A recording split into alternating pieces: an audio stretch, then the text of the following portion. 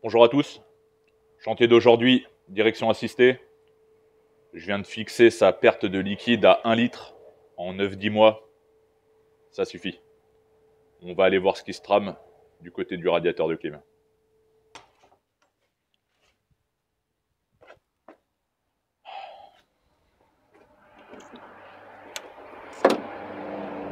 Bon, la manip, histoire de démonter le moins de choses possible.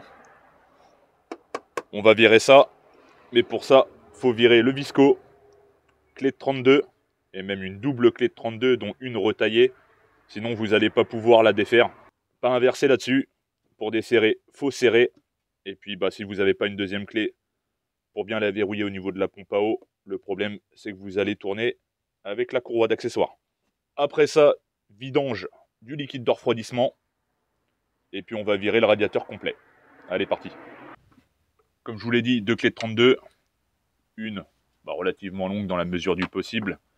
Et comme je vous l'ai dit, celle-ci retaillée.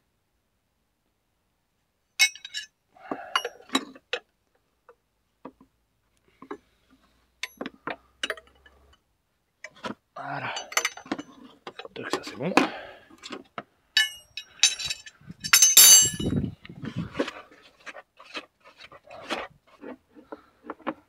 On va le laisser là pour le moment. Donc là, il y a un clips là et un clips en bout.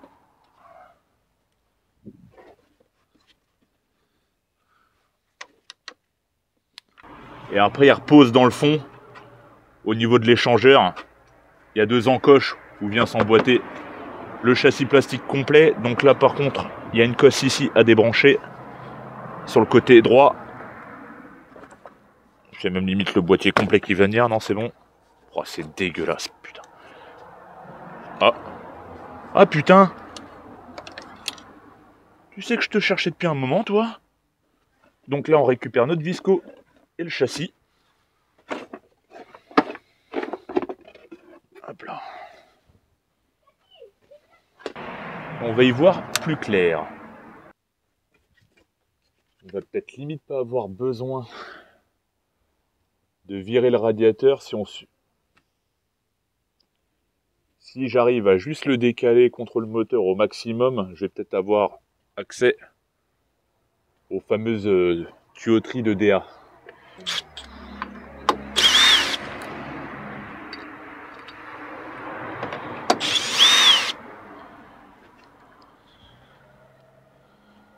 Okay. Bon, je ne sais pas si vous allez bien voir du coup, mais là, j'ai viré les petits supports qui vont bien, qu'on va retrouver là. Et là, on va retrouver notre fameuse tubulure. Donc je vais essayer d'écarter ça au mieux. Ouais, donc la fuite viendrait bien de par là quand même. Hein. On va pas se mentir. Là, ça coule rouge. En plein axe du radiateur. Puis il y en a partout dans le fond. Eh ben écoute, ouais.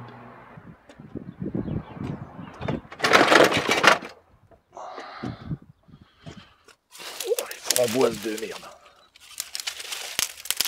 Framboisier de merde. Toi, viens là. Alors, comment que t'es foutu, toi?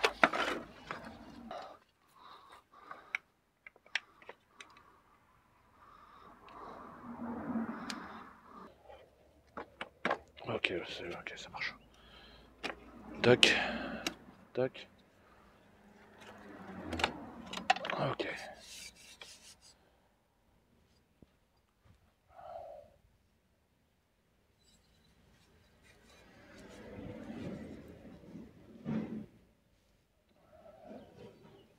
On va lui mettre un coup de soufflette parce que ça fait un petit moment qu'il est dehors. Mais ça va faire le job.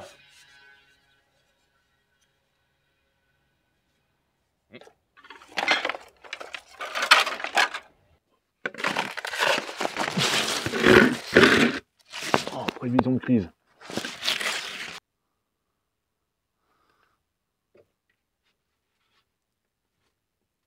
Là. On va se débrancher nos 2 raccords. Alors le truc c'est qu'il faut pousser vers l'avant, clipser et tirer vers soi après. Ah, de 1.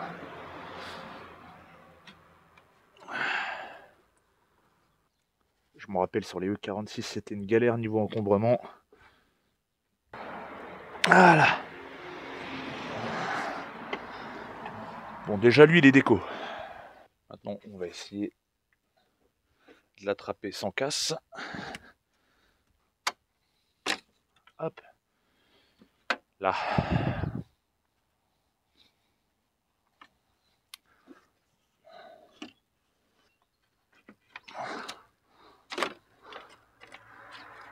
Hop là. De toute façon, on va lui remettre un coup de Karcher. Bon, une fois propre, ça donne ça. Donc, j'ai pas vu de trou à proprement dit. Bon, côté, là, on est côté façade. On voit plein de défauts de surface. Donc, tous ces petits... là, on est bien propre. Hein. Donc, toutes ces petites choses-là font qu'on est sur un circuit hydraulique. Hein. Et quand on sollicite la direction, ça monte en pression. Donc, bon... Je pense pas qu'il y ait une grosse fuite, mais le problème, comme je vous l'ai dit, 1 litre sur 9-10 mois, ça doit transpirer de l'ADA. Et du coup, on se retrouve avec des compartiments comme ça, entre radiateur de clim et radiateur de flotte. Donc, ouais, pas cool. Donc là, ce que je vais faire, je vais remettre l'autre, ici présent, qui a l'air tout de même dans un meilleur état, à la grosse en tout cas.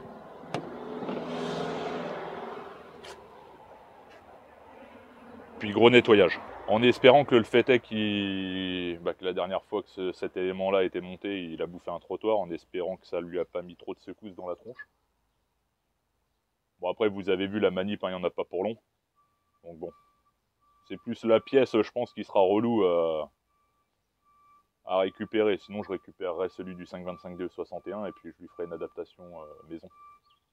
Ça c'est propre. Remontage. Oh, c'est dégueulasse. Tu vois, ma conscience professionnelle veut prendre le relais, mais là, je suis en train de me battre avec elle. Ça aurait été sur le projet, j'aurais refait ça, mais limite, j'aurais déjà tout démonté pour tout nettoyer.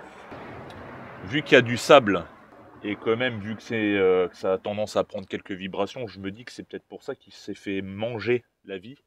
Avec le temps, il s'est fait limer la tronche, en fait. Donc, si je nettoie pas le sable qu'il y a présent dans toute cette partie-là,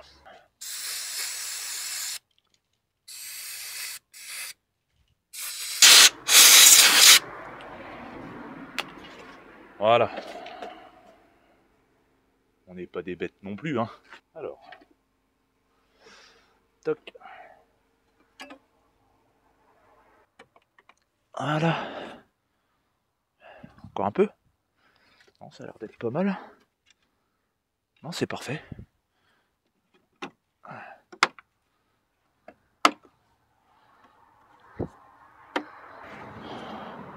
Bah écoutez, c'est pas mal. Plus qu'à reclipser. De 1. Bah écoutez, un bon nettoyage et on refait le point.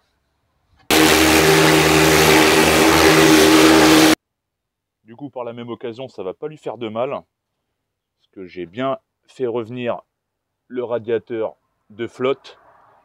Le radiateur de clim, en façade, lui je l'avais refait le dernier coup en même temps que l'échangeur. Vous pouvez voir ça sur Instagram. Mais là, en gros, on est revenu pas mal du tout. Bon bah écoutez, il n'y a plus qu'à remonter dans le sens inverse. On va remettre tout simplement ce qui est prévu, hein. De l'ATF, de la Dextron. C'est marqué sur le bouchon aussi, si jamais vous avez un doute. Ou la notice d'utilisation. Bon, à savoir, là, vu que le circuit est vide, On va remettre en huile. Faut pas hésiter à mettre la dose. Mais en même temps, faut pas s'inquiéter.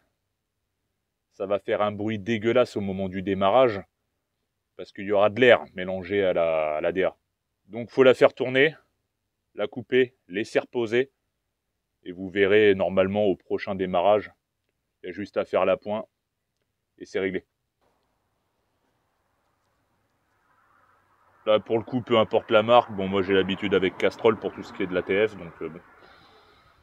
Après, c'est de l'huile de DA, les mecs. Bon. En même temps, je vais vérifier tous les niveaux, si tout va bien. Impeccable.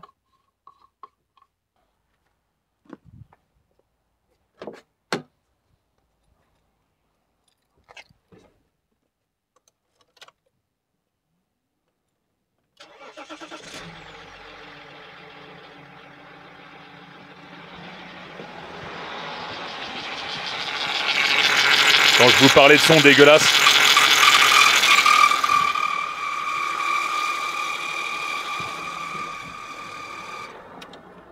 faut pas paniquer. C'est tout à fait normal. On va se retrouver avec ça. Pareil, pas d'inquiétude à avoir. C'est juste le mélange d'air et de liquide de DA. Donc là, on attend que ça se repose tranquillement. Donc je vais aller reprendre un café du coup. Et puis on refera la pointe. Quelques minutes plus tard, ça dit quoi?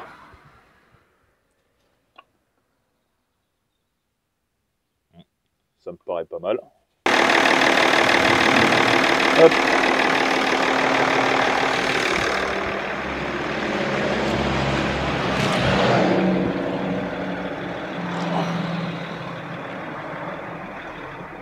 On braque tout d'un côté.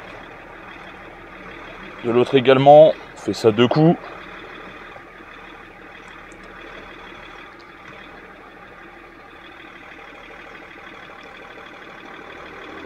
Hop.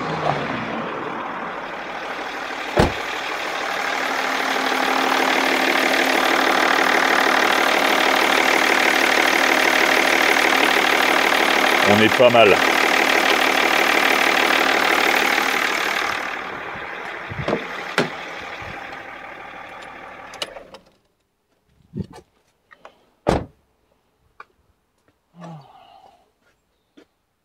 Bah écoutez, il n'y a plus qu'à mettre de niveau. Et c'est routier. Bah écoutez, je viens d'aller faire un tour.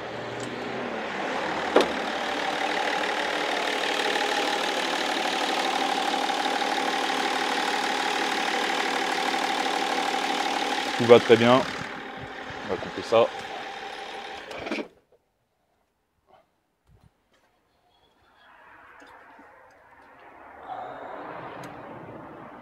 J'ai remis le niveau au max. Avant de partir, ça n'a pas bougé.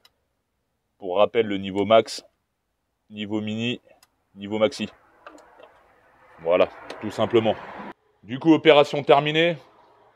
Pour le temps que ça m'a pris, franchement, j'aurais pu le faire bien avant. Pour le coup de revient à classer dans l'enveloppe cobaye numéro 2. Et puis, je vous tiendrai au courant par la suite si une fuite fait son apparition.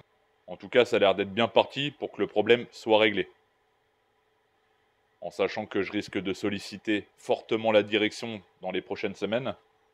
Dans le cas où quelque chose de similaire vous arriverait, vous avez juste à virer le cache en plastique qui fait la jonction des 2 radiateurs et vous regardez dedans. Tout simplement, si vous voyez qu'il y a du liquide rougeâtre qui s'y balade, potentiellement vous avez un peu le même problème. Je pense pas que c'est lié à un choc ou quelque chose de la sorte, mais vraiment l'usure, le temps. Et comme je l'ai dit, j'ai pas vu de trou. À la caméra, vous verrez rien, mais je n'ai pas vu de trou. Et je pense que c'est des micro-fissures et à force, ça sointe. Pour ça qu'on n'a pas une grosse perte immédiate. C'est plus de la perte au fur et à mesure du temps. Donc bon. C'est toujours chiant. Afin d'éviter de polluer la planète comme j'ai pu le faire pendant ces 9 derniers mois. Faites-le pour le temps que ça prend. Et puis je vous dis à une prochaine. Bye.